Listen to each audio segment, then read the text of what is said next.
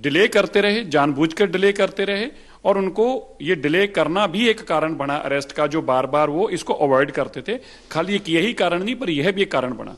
माननीय हाईकोर्ट ने यह भी बताया कि तब तक इलेक्शन डिक्लेयर भी नहीं हुई थी, और अरविंद केजरीवाल जी को जो अरेस्ट किया गया, पूरे जो सेटअप ऑफ लॉ है, जो अरेस्ट करने का पूरी कानूनी प्रक्रिया है, उसको पूरा तरीके से फॉलो किया गया है।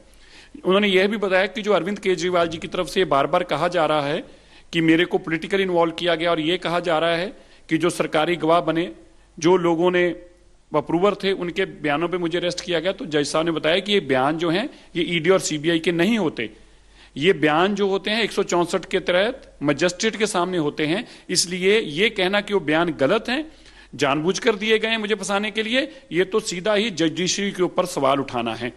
उन्होंने कहा ये 100 साल पुराना कानून है, ऐसा नहीं है कि कोई आज कानून बनाया गया है।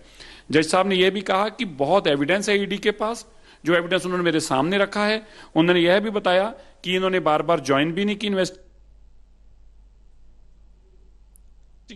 और जो मटेरियल दिया गया है सामने वो सफिशिएंट था ये बताने के लिए कि अरविंद केजरीवाल जी की अरेस्ट होनी जरूरी थी।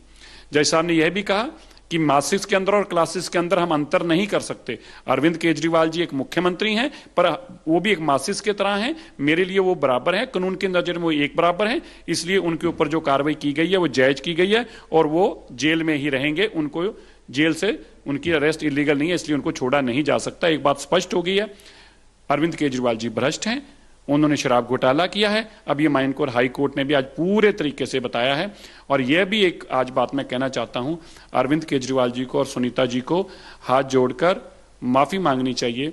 सुनीता जी को वीडियो डालनी चाहिए माफी मांगते हुए कि जो उन्होंने फोटो अरविंद केजरीवाल जी की शहीद भगत सिंह जी के साथ और बाबा साहब अम्बेडकर जी के साथ लगाई, उसके लिए उनको जनतक तौर पर देश के लोगों से माफी मांगनी चाहिए कि उन्होंने एक भ्रष्ट और शराब में लिप्त एक भ्रष्टाचारी की फोटो एक क्रांतिकारियों के साथ लगाने का जो पाप किया है अरविंद केजरीवाल जी के सामने आज यह भी सवाल है, अब तो भ्रष्टाचार है, ये हैं वो, उन्होंने गलत काम किए हैं, ये तो हाई कोर्ट ने भी मान लिया। क्या अब भी वो ये कहेंगे कि मैं जेल में शराब घोटाला करने के बाद भी मुख्यमंत्री रहना चाहता हूं?